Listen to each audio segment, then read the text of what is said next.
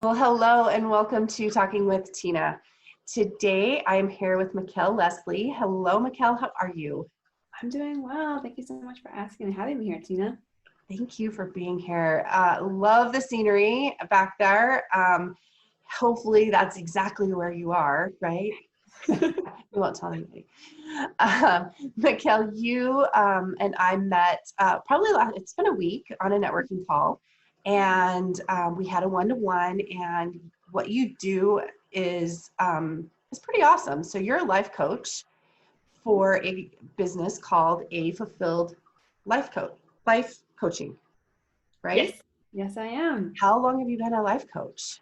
Yes, I've been a life coach for a year now. So started late last year and have been enjoying the journey of helping people with changing their lives in the directions they want to go. Okay.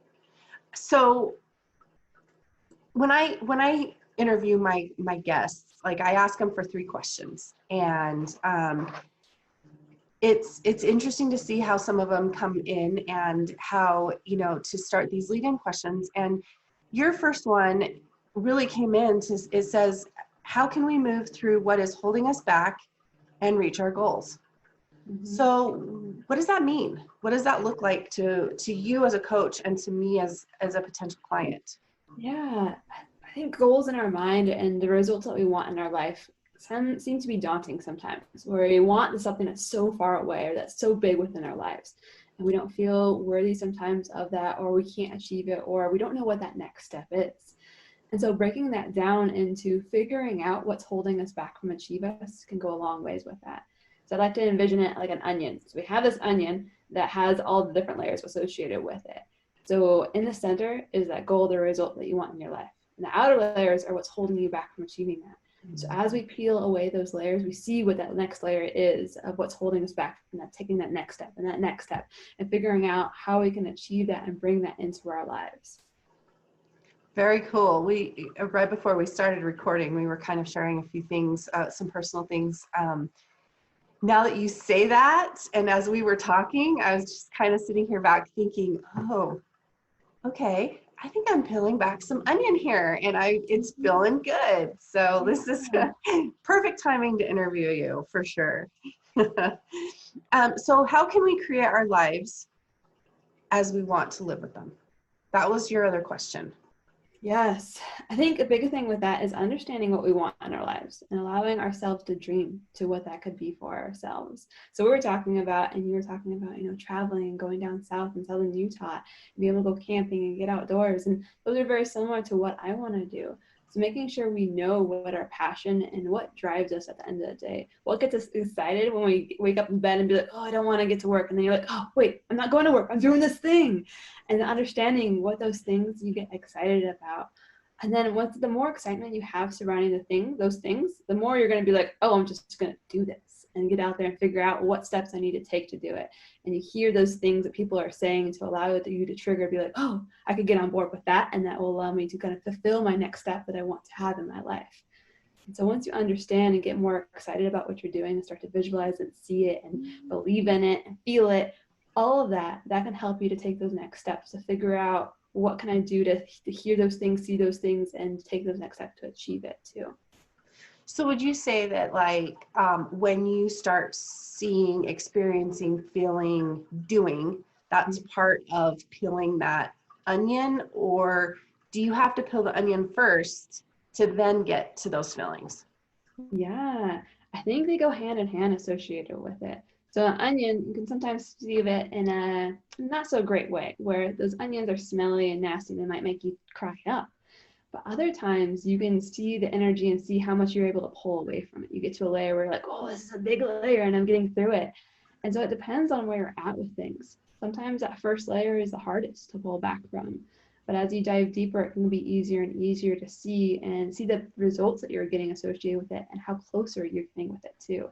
And that's when the excitement builds and you get excited and you start to see those things fall into place for you actually to achieve it.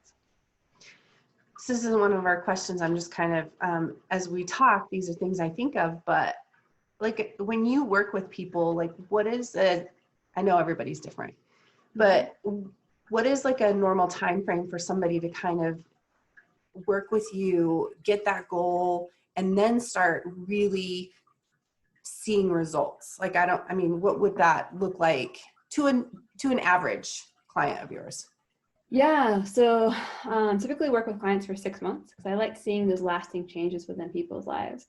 But within the first couple of months, first month or two, you start to see those changes within their life, seeing those transitions and seeing them kind of receive the results that they want to at the end of the day.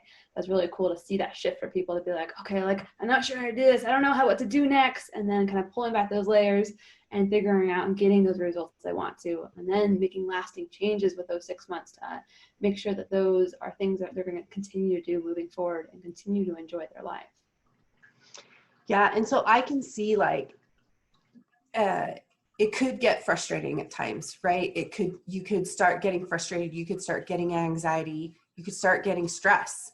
So how, I mean, there's going to be a time when somebody's getting all of those things and the stress is building. I mean, like, how does that impact what we're trying to accomplish and our lives? Like that stress and all of that builds up, how does that impact us and our goals and the vision that we're trying to accomplish? Yeah, stress is a huge component of it. It can come from so many different avenues, but a lot of it is our expectations of ourselves and time and our relationships and our business and everything else. When those expectations are in alignment with the results that we get, we start to see this stress and figuring out what's going on and what's different and what's wrong with it all too. So stress is just our fight or flight response. It is telling us that something is not quite right. And we need to start to look at things a little bit differently to help to resolve that. So when we do that, we kind of take our monkey brain, as sometimes I like to call it, where we're just kind of like trying to run away from what's happening or freeze or whatever we need to do to get away from that situation, and look at it more logically to understand what's going on and what we can do about it moving forward.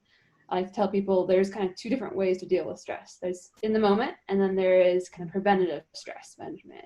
So in the moment could just be counting to 10. So like start to like separate yourself from the current situation, or deep breathing or walking away from that situation can help a ton with that. And the preventative is all those things that you hear that you're supposed to be doing good for yourself. Eating well, exercising, taking time for yourself. Those type of things help you to manage stress in the future. The stress can prevent you from reaching those dreams because you're in that fight or flight response. You're in that the whole time as you're stressed.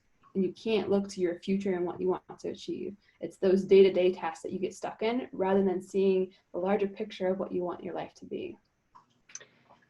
And that's not going to be any fun. If you set a goal that's really exciting and you do see it, but then you really start letting those emotions, those negative emotions, the stress and anxiety start taking over, you kind of start losing the vision and the feeling of the fun that you should be doing because of the reason why you set the goal in the first place.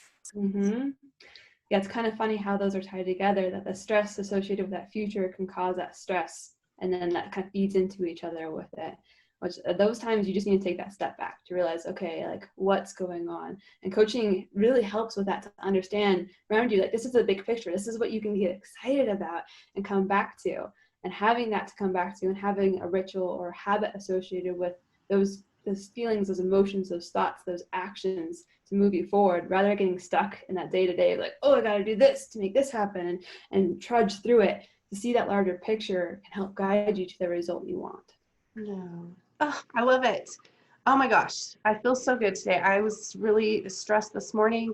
I did just sit and breathe, like you said. I just took some time, and then just talking with you, you're very calming, and I really appreciate that. Just it's reassuring, and so thank you. And your demeanor is great. I love it. We're almost out of time. Unfortunately, I could sit and talk to you for another hour. Any last minutes thoughts for our watchers and our listeners? Yeah, understanding, we talked about dreaming and kind of making sure that you understand what you want for your life. So take a minute or two and explore, what is your heart striving for? What do you want in your life? And start to look for those things to help you achieve that, because your life is going to be so much happier, and you're going to show up so much more present for everyone around you too. Oh, great final words. I love it. Well, Mikkel, thank you so much for being here today, and thank you for spending some of your morning with me. And Thank you, everybody who's watching and listening today. I really appreciate your support in talking with Tina. And I'm so grateful for the people that I've been able to meet and create relationships with, like Mikkel. And thanks again, Mikkel. Appreciate it. Of course. Thank you so much.